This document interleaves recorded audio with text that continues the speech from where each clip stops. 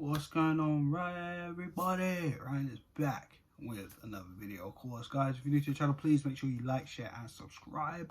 Of course, yeah, let's get into it. Of course, I made a video yesterday. Of course, if you didn't, obviously check that out.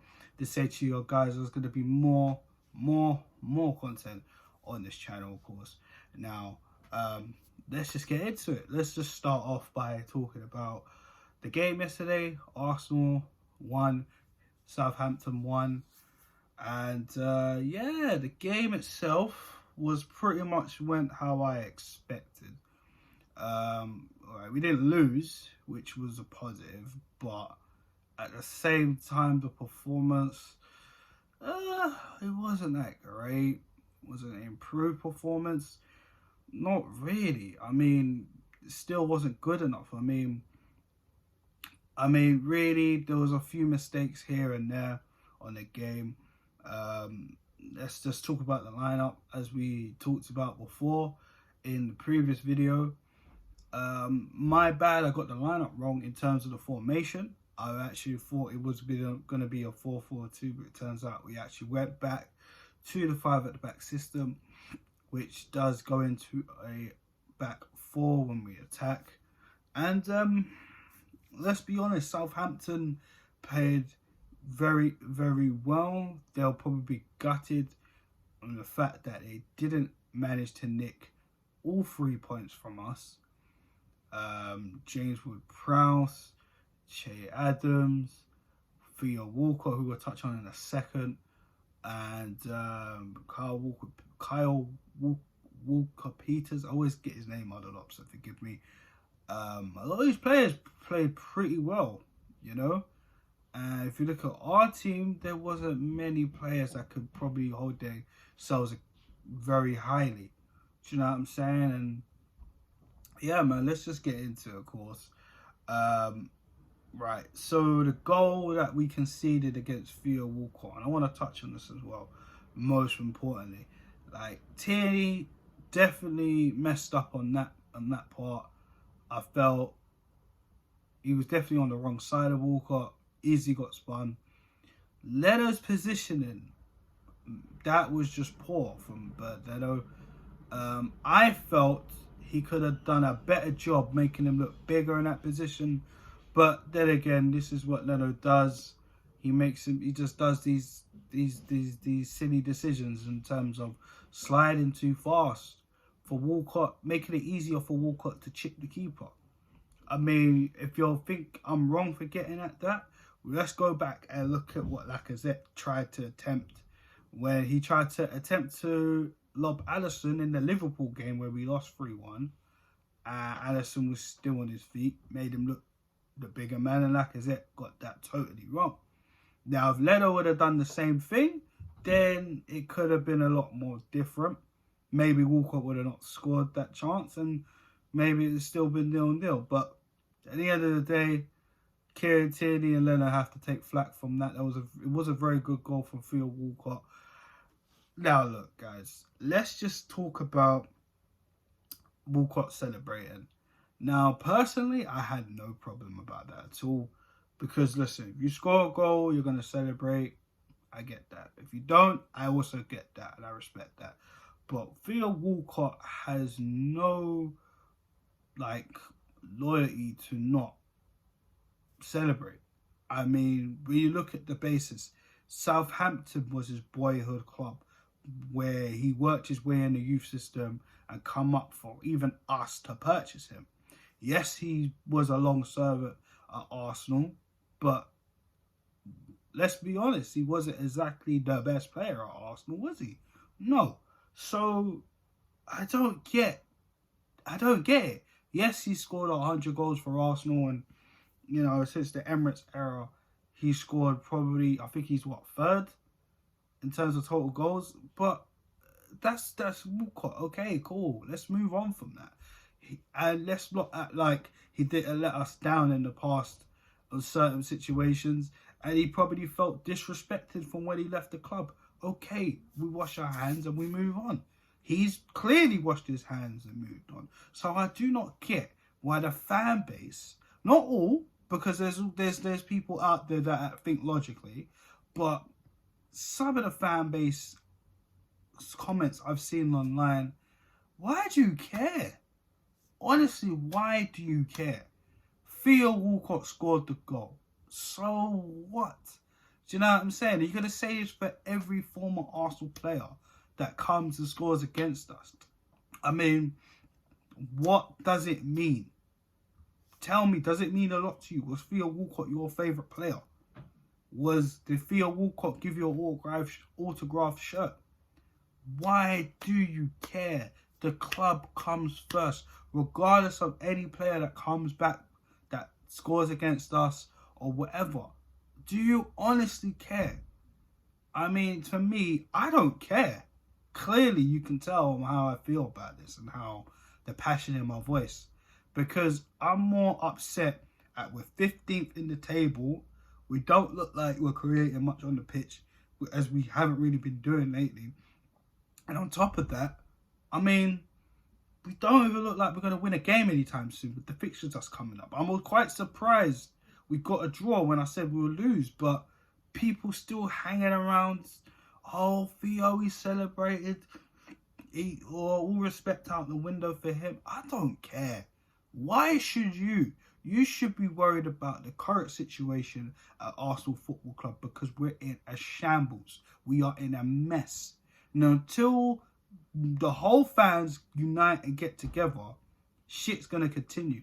And especially under this manager, under this regime, under this board. And we still got these rubbish players out here continually playing for us. Things are going to be still a problem. So that's all I've got to say on that.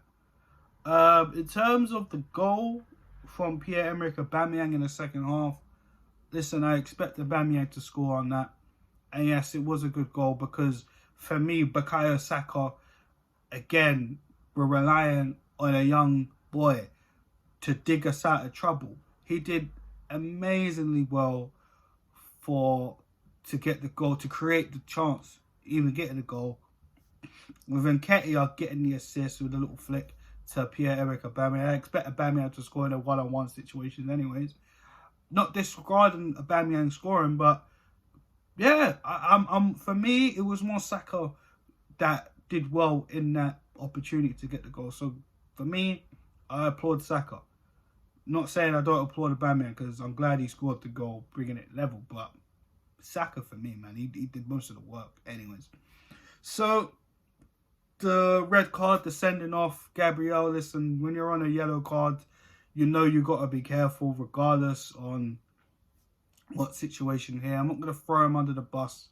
I mean, he's been pretty much our best player so far this season, who is a new signing, and that tells you everything that needs to be told. Do you know what I mean? Our centre-back has been our best player this season. What do you want me to say? All you guys know it yourselves. So him getting sent off does really hurt, because when you got teams like Everton who are next, and you got guys like Richarlison, it's going to be a problem. Have you seen our defence? The likes of Rob Holding, David Luiz, Mustafi. Does it really fill you with much optimism, does it, going to Goodison Park, where we haven't really won there in a while? No, it doesn't. Do you know what I mean? And they're a really good team this season, with an experienced manager, with some good players. So I don't know how we're going to set up with that.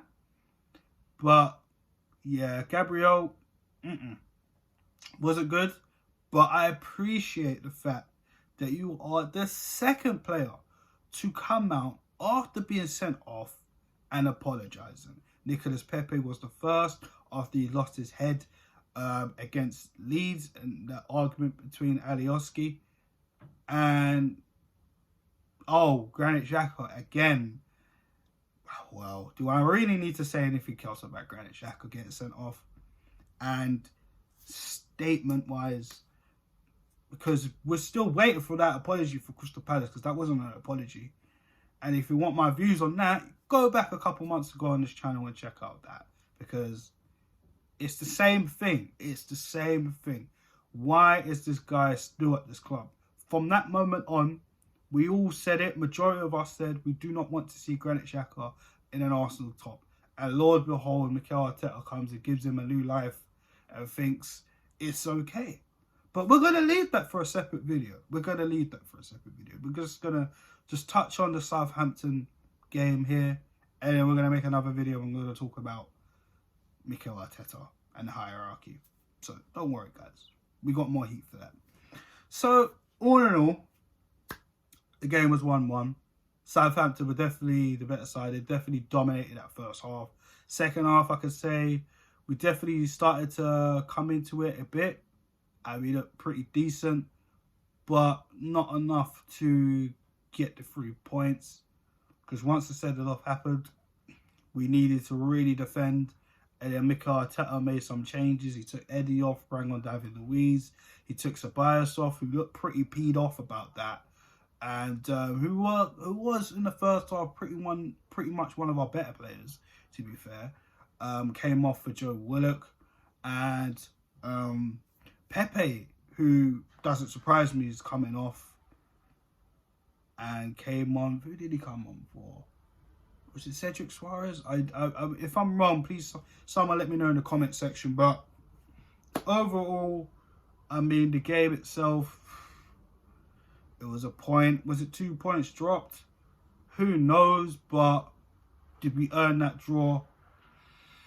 Yeah, I guess so, because Southampton didn't do enough to put the ball in the back of the net. So it is what it is. But yeah, the next game is Everton, and that's going to be a tricky test. They did win their game yesterday, beating Leicester.